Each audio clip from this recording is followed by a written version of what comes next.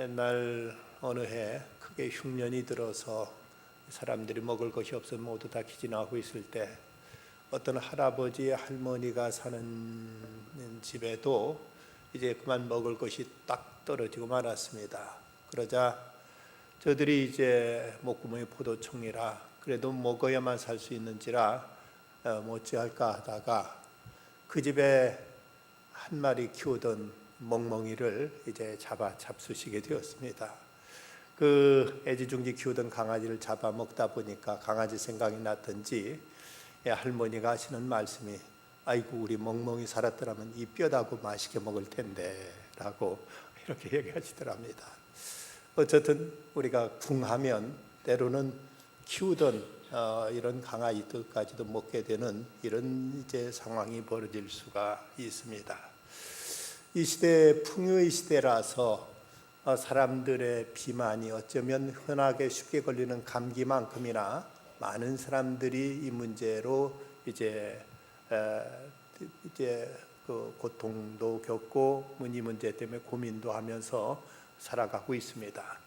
그럼에도 불구하고 지구촌 한 곳에서는 이 식량 문제로 인해서 2009년 기준 유엔 산하 인도적 식량 원조기구인 세계 식량 계획 WFP에 의하면은 인구의 전 세계 인구 6분의 1에 이르는 10억 2천만 명이 심각한 굶주림에 시달리고 있다는 이런 이제 그 보도를 한 바가 있습니다.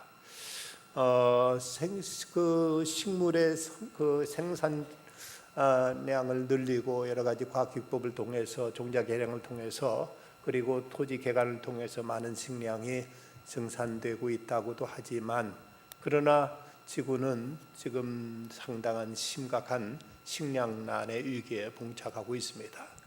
이 식량난을 초래하고 있는 그 요인 가운데는 먼저는 지구 온난화로 인한 엘니뇨 현상에 의해서 곳곳에 한발과 아니면 폭우가 내리고 있어서 이것이 식량 감소의 큰 요인을 차지하고 있다고 합니다. 인도를 포함한 동남아는 물 부족난뿐 아니라 쌀과 옥수수 등 농작물 생산이 감소해서 식량 이제 부족의 현상이 심각해져 있고 또 동남아를 포함해서 이미 세계 곡물 시장에 엘니뇨로 인한 주의보가 내려진 상황입니다. 지구 반대편인 아르헨티나에서는 홍수로 인해서 대두 수확이 줄었고 옥수수 최대 산지인 남아프리카 공화국은 옥수수 생산이 급감해서 12년 만에 처음으로 미국으로부터 옥수수를 수입하기도 했다고 합니다. 이런 기후 문제가 가장 큰 원인으로 이제 꼽고 있고 또 하나의 원인은 사람들의 육류 소비 증가 때문으로 보고 있습니다. 쇠고기 1kg를 생산하기 위해서는 그 옥수수 10kg가 소모된다고 합니다. 그러니까 10배의 식물성 식량이 동물성 그 식량을 위해서 더 소모되기 때문에 가진 사람들 부자들의 그 이제 입맛을 돋구기 위한 고기가 가난한 사람들의 식량인 옥수수나 콩, 밀 등 이런 것을 이제 그 가축들이 먹기 때문에 이래서 가난한 사람들은 역시 더 심한 이런 그 식량난에 시달리고 있다고 합니다. 세계 식량 계획에 따르면 현재 지구상에는 먹거리를 위해 기른 닭, 돼지, 소 등 가축이 500억 마리가 웃돈다고 하는데 그런데 이 500억 마리의 이 가축들은 유엔이 정한 지구에서 기를 수 있는 가축수 기준치의 2배가 넘는다고 합니다.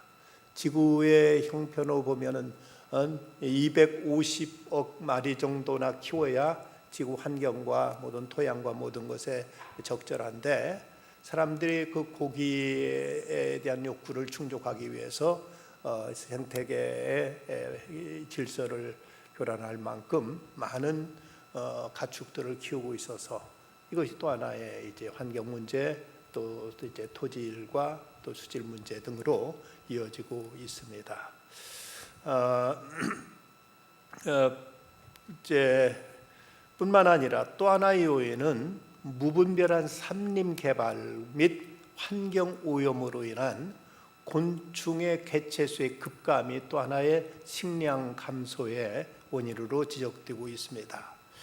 캐나다의 사이먼 프레이저 대학의 마크 윈스트 박사는 그의 책 사라진 벌들의 경고라는 책에서 꽃가루를 옮겨 수정을 돕는 벌의 개체수가 급격하게 줄고 있다. 독성 물질이 함유된 농약이 벌의 생태 환경에 큰 영향을 준 것으로 판단된다며 2006년 미국 양봉장에서 벌의 25% 내 40%가 자취를 감추는 군집 붕괴 현상이 벌어졌는데, 이는 양봉의 규모가 커지고 기계화되면서 더 많은 농약을 사용한 결과로 보인다. 그러면서 식량 자원의 3분의 1은 곤충에 의한 수정으로 이루어지는데, 그 중에서도 80 내지 90%는 바로 꿀벌이 담당하고 있다고 합니다. 이 꿀벌이 급감하고 있어서 이것이 장차 식량난에 또 큰 어떤 이제 위기 요소로 또 대두되고 있다고 이렇게 지적하고 있습니다. 우리나라에서 그 어떤 사고에 의한 가장 제일 많은 희생자를 이제 낸 사고는 아마도 1995년 6월 29일 일어났던 삼풍백화점 붕괴 사고가 아닌가 생각됩니다. 이때 501명이 희생됐습니다. 그런데 저 북한에서는 1990년대 식량난으로 인해서 500명의 그 6,000배에 해당하는 300만 가량이 굶어 죽었습니다. 우리는 500명이 죽은 것 가지고 정말로 온 국민이 충격과 큰 슬픔을 겪었는데, 그거보다 6,000배에 해당하는 300만 가량이 북한에서는 먹을 것이 없어서 굶어 죽는 사건, 이런 일이 역사 속에서 벌어지게 됩니다. 국제기아대책기구의 보고에 의하면 아프리카, 에티오피아, 방글라데시를 비롯한 가나안 나라에서는 1분에 20명, 그리고 1시간에 1,400명, 하루에만 3만 5천 명, 1년에는 1,300만 명이 굶어 죽어가고 있다고 합니다. 지난 1990년대 말 5년 동안 굶어 죽은 사람만 해도 지나간 150년에 걸쳐 지구상에 있었던 전쟁, 유혈폭동, 또 유혈혁명으로 죽은 사람보다 훨씬 더 많다고 하는 사실을 보면 이 기근의 문제가 얼마나 심각하고 인류에게 가장 무서운 이런 원수처럼 인류의 생명을 위협하고 있는가를 알 수가 있습니다. 인도의 뉴델리에서는 먹고 살기 위해서 신체 장기를 파는 시장이 이제 형성되어 있다는데, 신장 하나가 $1,000, 우리나라 돈으로 120만 원 정도에 팔리고 있다는 것입니다. 그런데 미국 같은 나라는 보고서에 하면 한 명이 쓰는 자연 자원이 인도 사람 60명이 쓰는 것만큼을 한 사람이 소비하고 있다고 이렇게 통계가 보도되었는데, 그럼 그렇게 많이 먹고 많이 쓰는 미국 사람들은 행복한가 하면 그렇지 않다는데 또 문제가 있습니다. 미국에서만 하루에 900만 정 이상의 수면제가 팔리고 있는 것을 보면 얼마나 많은 사람들이 이런저런 스트레스와 근심과 걱정으로 잠을 이루지 못해서 약물을 이용하지 않고는 잠조차도 자지 못하는 이런 사람들이 이렇게 900만 명이나 된다는 사실이 결코 이 풍요의 세계에서도 물질로 사람은 온전한 행복을 누리지 못하고 있다는 사실을 반증하고 있습니다. 오늘 성경에는 애굽과 그 팔레스틴 지역에 있었던 그 7년 기근의 문제가 이제 소개되고 있습니다. 먼저 애굽과 가나안 땅에 그 심각한 이제 위기가 닥치게 되지요. 바로가 꾼 꿈대로 7년 동안 풍년의 기간이 끝나고 이어서 이제 7년의 흉년 기근이 이제 찾아오게 됩니다. 처음에는 요셉의 그 유비무환으로 인해서 식량이 이제 사람들이 이제 처음에는 각기 자기가 비축했던 것을 먹을 수 있었지만 이내 개인이 비축했던 식량은 다 떨어져 버리고 말게 됩니다. 그래서 13절에 보면 기근이 더욱 심하여 사방에 먹을 것이 없고 애굽 땅과 가나안 땅의 기근으로 황폐했다고 말합니다. 여기 사방에 식물이 없었다고 했는데 이 사방이란 말은 그 모든 땅에 먹을 것이 없었다는 얘기로서 애굽과 이제 팔레스틴 지역을 이제 일컫고 있습니다. 그런데 그곳에서 유독 고센 땅만은 그곳에는 여기서 예외가 됩니다. 예외가 되는 이유는 우리 본문 바로 앞에 있는 12절에 보면 요셉이 아버지의 무릎 12절 말씀에서 보면은 또 그의 아버지 그 형들과 그의 아버지의 온 집이 그 식구를 따라 먹을 것을 주어 봉양하였더라. 이미 요셉이 자기의 그 아버지와 형제들이 있는 고센 땅에는 충분한 양식을 공급해서 그곳에만 이제 이런 식량난이 없었고 애굽과 팔레스틴 온 지역이 이제 이 식량으로 해서 모두 다 황폐하게 되고 큰 기근에 빠지게 됩니다. 사람이 살아가면서 제일 중요한 것이 의식주라고 말합니다만은 그러나 의식주라는 말보다 더 정확하게 얘기하면 식의주라고 하는 것이 더 맞을 것입니다. 주택보다도 어떻게 먹는 것이 최우선인 것이죠. 바로 이 먹는 문제는 인간의 어떤 생명과 결부되어 있기 때문에 이것은 가장 절실하고 가장 절대적인 문제일 수밖에 없습니다. 북한이 공산화되면서 북한을 피난 내렸던 어떤 목사님은 피난 내려다 먹을 것이 떨어지고 없으니까 손목에 차고 있던 시계를 고구마 몇 개하고 바꿔 먹었다는 얘기를 하는 소리를 들었습니다. 그 당시 시계가 얼마나 귀했겠습니까마는 그처럼 귀한 시계도 일단은 사람 먹어야만 사니까 고구마 몇 개하고 바꿔 먹을 정도로 이렇게 먹는 문제는 사람에게 가장 절실한 문제입니다. 조선 현종 때인 1670년과 1671년 두 해에 걸쳐서 큰 기근이 들었는데 그것을 경신대기근이라고 이렇게 부르고 있습니다. 굶주린 사람들은 설익은 밀과 보리까지 베어먹고 떠들었고 심지어는 인육, 사람 고기까지도 먹는 일이 드물지 않았다고 합니다. 백성들이 처절한 상황에 보고를 접한 관리들은 올해의 기근은 유례없는 일이다고 탄식했고 국가의 장래가 걱정이라고 위급한 심정을 나타내는데 그때 그 대기근으로 인해서 당시 조선 우리나라에 인구가 500만 가량이었는데 100만이 희생됐다고 합니다. 인구의 5분의 1이 이제 희생되는 이런 끔찍한 일들이 우리나라에서도 1670년과 71년도에 있었다고 합니다.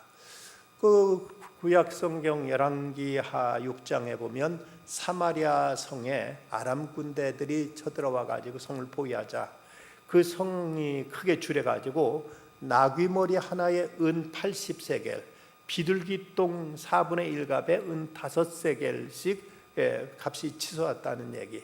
심지어는 여인들이 자식을 잡아먹는 일까지도 벌어졌다는 기록이 나오고 있습니다. 유대 역사학자인 조세퍼스에 의하면 이처럼 성이 포위되고 기근이 크게 달할 때는 동물이나 사람의 배설물까지 먹었다고 하고 그리고 인육을 먹은 일은 근래에도 1972년 10월 3일 우루과이 대학 럭비팀을 태운 전세국 항공기가 안데스 산맥에 추락했을 때 거기에 이제 그 사고에 살아남은 생존자들이 먹을 것이 다 떨어지니까 사고로 죽은 동료들의 시신을 먹고서 생존한 사건이 일어났고 이것이 얼라이브라는 제목으로 영화되기도 한 것을 보면 이런 이제 이 먹는 문제 때로는 인육까지도 먹는 문제가 먹는 일들이 곳곳에서 있었던 것을 보게 됩니다. 이 애굽에 이렇게 엄청난 끔찍한 이제 기근이 찾아오게 됩니다. 우리가 이렇게 먹고 살 수 있다는 것도 생각하면 이것도 하나님의 은혜고 우리는 참으로 감사해야 될 일 중에 하나입니다. 성경에 있는 대로 온갖 좋은 은사와 온전한 선물이 다위로부터 빛들의 아버지께로부터 내려온다. 그 말씀하고 있는데 어떤 것도 하늘이 주시지 않으면 우리가 받을 수 없습니다. 사람이 농사져 가지고 농부가 모든 곡식을 다 생산하는 것처럼 여겨지지만 어떤 과학적인 데이터에 의하면 농부가 그 한 톨의 식량을 만들어내는데 기한 몫은 불과 14만 분의 1밖에 되지 않는다고 얘기합니다. 그럴 수 있는 것은 땅이라는 토양, 그리고 햇빛, 물, 또 씨앗이라는 생명체, 모든 게 다 천부적인 것이고 사람이 한 것이라고는 땅을 해치고 곡식을 심어서 흙을 덮어주고 그리고 나중에 거둬들인 것 외에 인간이 한 몫은 없습니다. 모든 것이 다 하늘로부터 비롯되고 하늘이 주시하면 받을 수 있다면 오늘 이 시대에 이만큼 우리가 먹고 살 수 있다는 것도 우리는 참으로 감사해야 되고 참으로 우리는 이것을 귀히 여길 줄 알아야 됩니다. 강소천 선생님은 크리스찬입니다. 그분이 병아리라는 시를 지었는데 그 병아리가 물을 들이마시고 고개 들고 하늘 보고 입을 오므렸다 또 벌렸다 하는 모습을 보고는 그는 시에서 이렇게 노래합니다. 물 한 모금 입에 물고 하늘 한번 쳐다보고 또 한 모금 입에 물고 구름 한번 쳐다보고 그 미물인 병아리도 물 한 모금 마시고 또 하늘 한번 쳐다봤다면 한 숟갈의 밥을 우리 입에 넣으면서도 우리는 하늘을 향해서 우리는 감사할 줄 알아야 됩니다. 애굽에는 지금 극심한 이 기근이 닥쳤습니다. 그런데 이 기근이 닥친 이런 위기 상황 속에 하나님께서 준비하신 인물 바로 요셉이 이 문제를 타개해 나가는 것을 볼 수가 있습니다. 14절 말씀 먼저 보면 요셉이 곡식을 팔아 애굽 땅과 가나안 땅에는 돈을 모두 거두어들이고 그 돈을 바로의 궁으로 가져가니 이제 백성들이 모두 다 양식이 떨어지니까 돈을 가지고 와서 이제 요셉한테 와서 곡식을 사가게 됩니다. 그런데 이제 그 양식도 다 떨어지니까 15절에 보면 이제 애굽 땅과 가나안 땅에 돈이 떨어진지라 애굽 백성이 다 요셉에게 와서 이르되 돈이 떨어져 싸우니 우리에게 먹을 거리를 주소서 어찌 주 앞에 죽으리까 하고 말합니다. 그러자 요셉이 그럼 너희들 가축을 내라. 돈이 떨어졌으니 내가 너희 가축을 바꿔주리라. 이래서 집에서 기르는 소며 양이며 뭐 낙타며 이런 가축을 모두 다 이제 가지고 와서 양식을 사 먹습니다. 그런데 이제 그것도 이제 다 먹게 되니까 그 다음에는 또 와서 호소하는 말이 18절과 19절 말씀 보면 그 해가 다 가고 새 해가 되매 무리가 요셉과 와서 그에게 말하되 우리가 주께 숨기지 아니하나이다. 우리의 돈이 다 하였고 우리 가축대가 주께로 돌아갔사오니 주께 낼 것이 아무것도 남지 아니하고 우리의 몸과 토지뿐이라. 우리가 어찌 우리의 토지와 함께 주의 목전에 죽으리까. 우리 몸과 우리 토지와 먹을 것을 주고 사소서. 우리가 토지와 함께 바로의 종이 되리니 우리에게 종자를 주시면 우리가 살고 죽지 아니하며 토지도 황폐하게 되지 아니하리다. 이제 저들은 돈도 다 떨어지고 가축도 다 떨어지니까 이제 못 내놓을 거이 없습니다. 그러자 이제 땅과 자기들 몸을 이제 종으로 팔겠다고 이러면서 양식 좀 제발 달라고 사정을 합니다. 그래서 요셉이 이것을 다 이제 사들이면서 그 곡식을 저들에게 내주는 것이죠. 그런데 여기서 이제 한 가지 생각할 것은 요셉이 저들을 이제 그 몸과 토지를 다 사들였다 했는데 이것이 어떤 자식 개인의 치부를 위해서가 아니라 이것이 하나의 어찌 보면 이때 이 일로 인해서 토지가 국유화되는 과정을 이제 겪게 됩니다. 이 일로 인해서 모든 토지는 국가 소유로 바뀌게 되는 것이죠. 이 토지의 국유화 내지는 공유화에 대해서 여러분들은 어떻게 생각하십니까? 저 강원도 황지에 예술을 세운 대천덕 신부, 성공의 신부인데 이분은 대단한 경건한 이제 크리스찬이면서도 사회 문제, 특히 경제 문제에 대해서 대단한 해박한 지식을 가지고 여기에 이러한 통찰력을 가지고 여기에 우리에게 어떤 이 시대 기독교인으로서 어떤 자세를 갖춰야 될 것인가를 많이 이제 설파했고, 그리고 그 당시 새로운 대통령이 들어설 때마다 이분은 청와대 토지 문제를 개혁해서 부동산 투기를 막아야 한다는 편지를 매번 보내곤 했습니다. 그분은 혼자말 정부가 나가려면 갈 수도 있겠죠. 난 미국에 집이 있으니까. 자기 쫓겨날 각오를 하고 이분은 이 토지 문제에서 아주 이제 거기에 대해서 신랄한 비판과 함께 여기 어떤 대안을 제시했습니다. 이분은 이런 얘기를 하고 있습니다. 한국의 경제 상황은 무척 어둡고 희망적이지도 않습니다. 나는 하나님께서 한국의 경제난에 대해 간단한 해법을 보여주신다고 생각합니다. 오래전부터 주장했던 바와 같이 성경은 토지가 하나님의 것이라고 말씀하고 있습니다. 토지의 소유에 대한 견해가 바뀌지 않는 한 부의 분배는 형평을 이루기 어려운 것입니다. 지금의 토지보다 훨씬 많은 비용의 세금을 납부해야 합니다. 만약 일에 영향을 끼칠 수 있는 그리스도인들이 해당 분야에서 일하고 있다면 적극적으로 움직여야 합니다. 현재 토지에 대한 과도한 세금 감면으로 경제가 위축되고 실업자가 생겨나고 한국이 세계 무역에서 경쟁력을 갖출 수 없게 만들고 있습니다. 여러분, 우리들이 가지고 있는 재화 가운데 유일한 것, 사람이 만들지 못하는 유일한 것이 있다면 그건 토지입니다. 건물은 사람이 지을 수 있고 어떤 생산품이라든지 화폐도 사람이 벌 수 있습니다. 토지라는 것은 아무리 사람이 제조하면 토지를 만들 수도 없거니와 토지를 쓰라는 것은 천부적인 것입니다. 그런데 이 토지가 개인에 의해서 치부의 수단, 투기의 수단이 된다는 것은 이건 사회악으로 대천덕 신부는 이것을 지적하고 있습니다.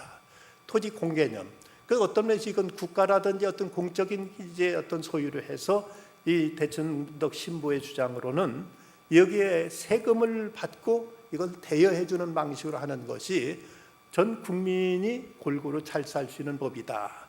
어떤 돈 많은 사람이 몽땅 토지를 선점해 가지고 그걸 가지고 이제 자기의 부를 극대화시키는 것은 하나님의 것을 도적질하는 것이다.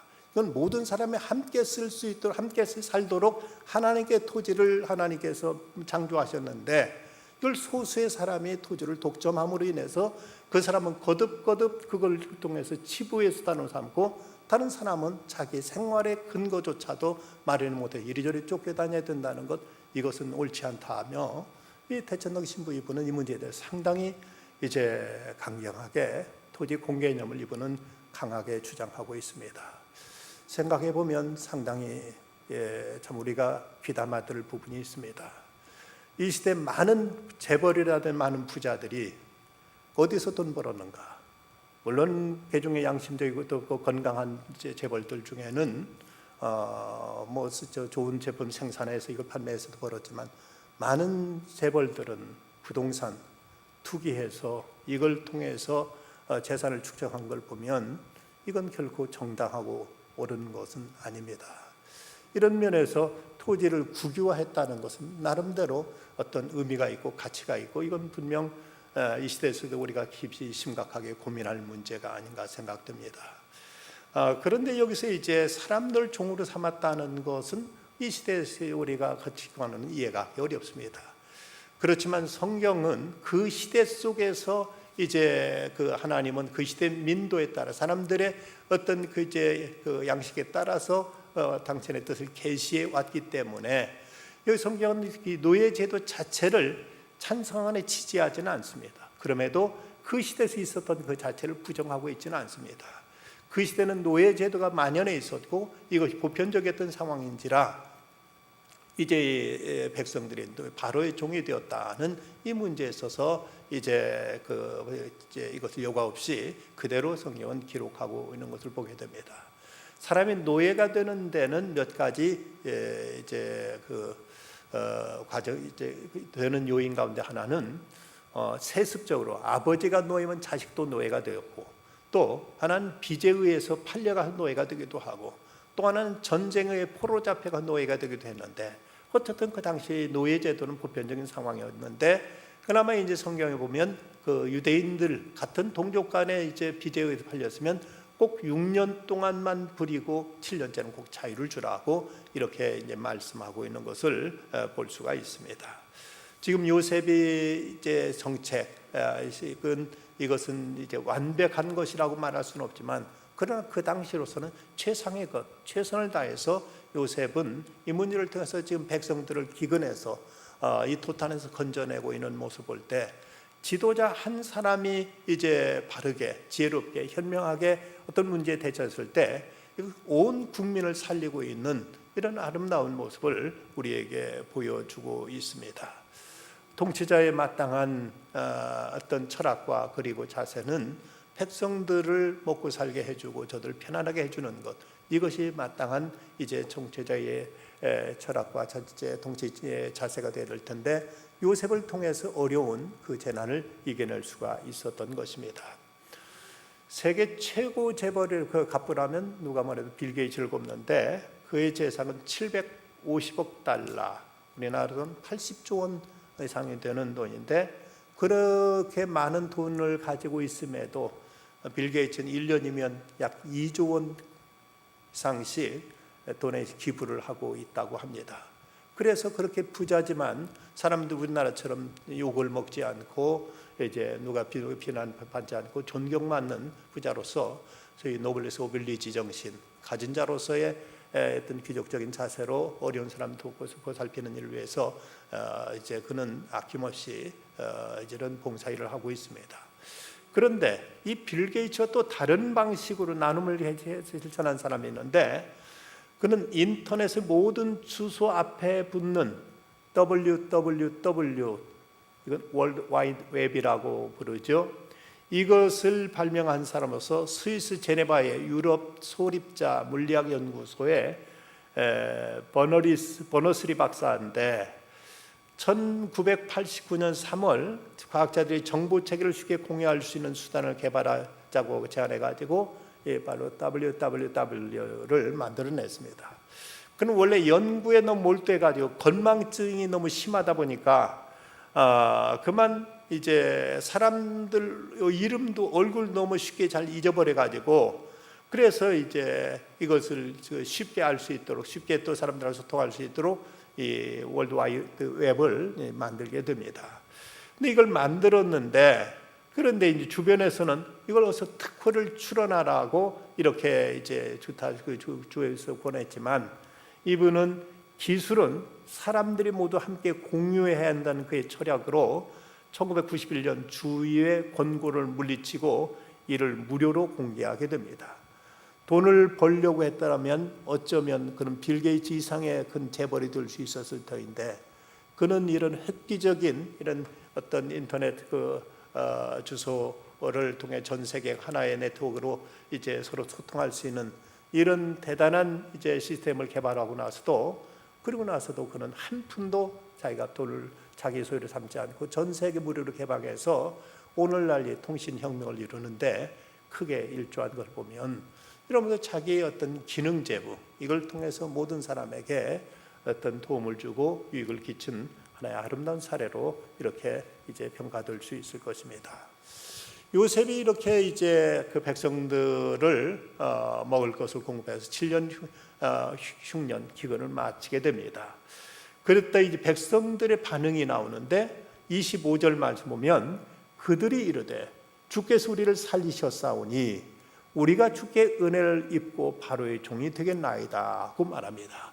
여기서 이 백성들의 반응을 세 가지로 이제 우리가 구분하자면, 먼저는 주께서 우리를 살리셨사오니 라면서 이제 요셉에게 감사를 드리고 있습니다.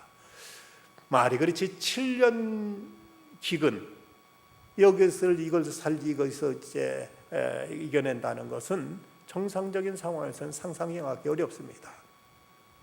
그런데 요셉과 같은 탁월한 이 재상에 의해서 이제 이 7년 기근을 무사히 넘겼을 때 백성들은 말하길 주께서 우리를 살리셨사오니, 당신이 우리를 살려주셨습니다 라고 이렇게 고백하고 있습니다. 만약 요셉이 이런 정책을 쓰지 않았더라면 7년 풍년 때 다 먹고 마시고 막 이제 다 탕진해 버리고, 이 기근 때는 아무 먹을 거 없어서 그대로 굶주려 죽고 말았을 것입니다. 근데 요셉에 의해서 이 재난을 무사히 이겨서 저들을 살려냈다고 고백하고 있습니다.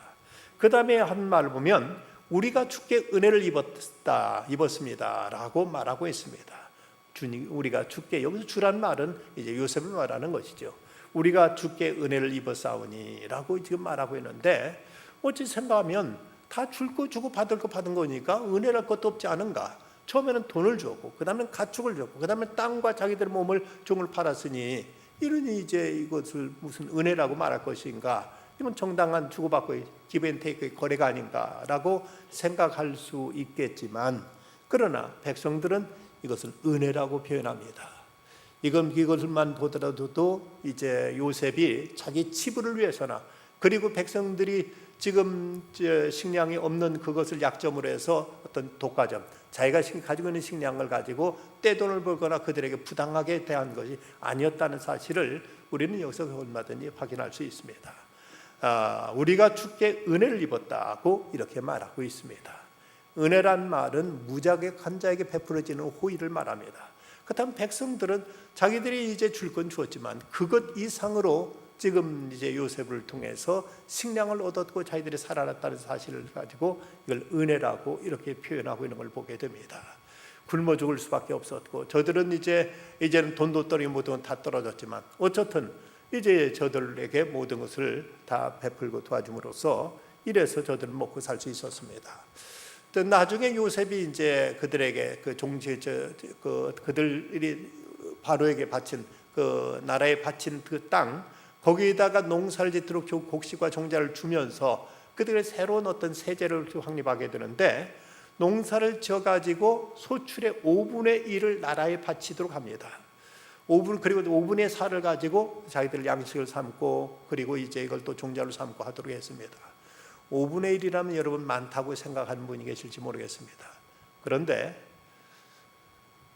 제가 어렸을 때만 해도, 우리가 60년대, 70년대, 60 그 당시만 해도 소작인들이 땅을 빌리면 그 지주한테 2분의 1을 바쳤는 것이 관례화 됐었습니다.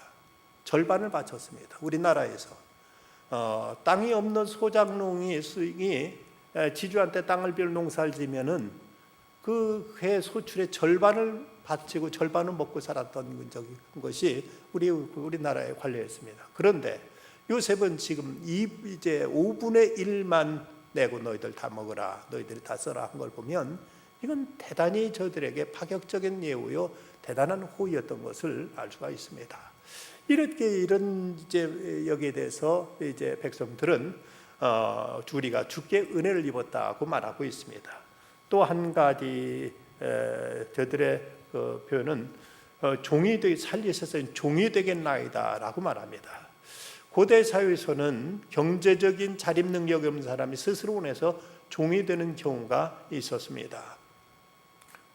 그런가 하면 이제 어떤 경우에 또 종이 되는 경우가 있었는데, 출애굽기 21장 5절과 6절 보면 만일 종이 분명히 말하기를 내가 상전과 내 처자를 사랑하니 나가 사유인이 되지 않겠노라 하면 상전이 그를 데리고 재판장으로 갈 것이요 또 그를 문이나 문설주 앞으로 데려가서 그것에다가 송곳으로 그의 귀를 뚫을 것이라. 그는 종신토록 그 상전을 섬기리라.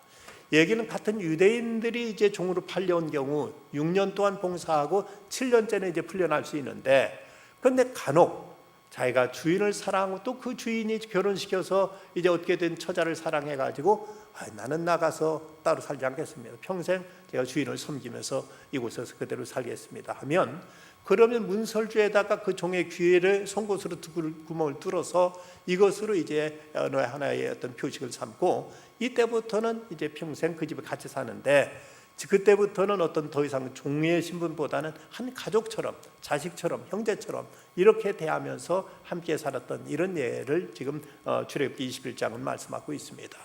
자원해서 종이 되겠다고 한 것이죠. 이걸 보면 지금 백성들은 스스로 종이 되겠다고 이렇게 이제 말하고 있는, 살려서인 종이 되겠나이다라고 이 말하고 있는 걸 보면 얼마나 고맙고 감사했으면 스스로 저희들은 종이 되겠다고 이렇게 말하고 있습니다. 우리는 육신의 양식도 물론 하늘로부터 주어진 것이지만 또 하나 우리는 영적인 양식, 하나님께로부터 완전히 단절돼서 죄로 인해서 하나님의 저주와 진노를 받을 수밖에 없던 우리인데 생명의 떡 되신 예수 그리스도로 말미암아 우리는 영생의 떡을 얻게 되었습니다. 우리도 그 영원한 기근에서부터 우리는 새 생명을 얻은 우리들입니다. 그렇다면 바로 당시 애굽 백성들이 요셉에 했던 말이 우리의 고백이 되어야 되지 않겠는가. 그들이 이르되 주께 우리를 살리셨사오니 우리가 주께 은혜를 입고 주님의 종이 되겠나이다. 바로 애굽 백성들이 그 고백이 바로 우리의 고백이 되어야 될 것입니다. 주님에게 우리를 살려주셨고 주님에게로부터 은혜를 입었고 그래서 이제 마땅히 우리는 주님을 섬기는 자로 살겠습니다 하는 이 고백과 다짐이 우리가 주님께 드려야 될 고백이 되어야 될 것입니다. 우리는 육적으로도 그렇지만 영적으로는 더더욱 말할 나위 없이 주님의 은혜로 생명의 떡 되신 그리스도의 은혜로 우리는 새 생명 얻었고 그 은혜로 인해서 우리는 살고 있습니다. 이것이 은혜임을 깨닫고 은혜에 감사하며 은혜에 보답하며 진정으로 우리는 주님을 섬기는 자로 살아가게 될 때 주님은 우리에게 더 풍성한 은혜로 더 넘치는 사랑으로 우리에게 채워주실 것입니다. 기도하십시다. 고마우신 아버지 하나님, 이 밤도 저희를 주의 전으로 불러주셔서 하늘의 생명 양식으로 저희를 먹여주심을 감사합니다. 세상 많은 사람들이 주의 말씀을 듣고자 원해도 저희들에게 주어지지 않은 말씀이 오늘 저희가 허락되어 싸우니 이 말씀을 통해 저희가 생명의 떡 되신 예수 그리스도를 늘 모시고 살아가는 중에 주님의 양으로서 생명을 얻되 더 풍성한 생명을 늘 누리면서 살아가는 저희들 되게 하여 주시옵소서. 우리 어린 자녀들에게 이 생명의 양식, 생명의 말씀을 가르치는 성경학교가 유치부와 영아부는 잘 마쳤는데 앞으로 계속될 이제 아동부, 중고등부, 청년부도 은혜 중에 모든 것이 풍성한 말씀의 잔치가 이루어지게 해주시고 또 전혀 말씀을 듣지 못한 저 티베트인들을 향해서 이 말씀의 양식을 가지고 찾아가는 우리 단기 선교의 팀을 주께서 붙잡아 주시고 저들을 권능의 팔로 주께서 이제 붙드시며 하나님의 사랑으로 뒤띠어 주셔서 하나님의 사랑과 말씀을 가지고 찾아갈 때 그곳에도 생명이 살아나는 귀한 역사가 있게 하셔서 그곳에 하나님 나라가 확장되며 주님의 영광이 드높이 이제 나타나는 귀한 역사가 있게 하여 주시옵소서. 예수님의 이름으로 기도드리옵나이다. 아멘.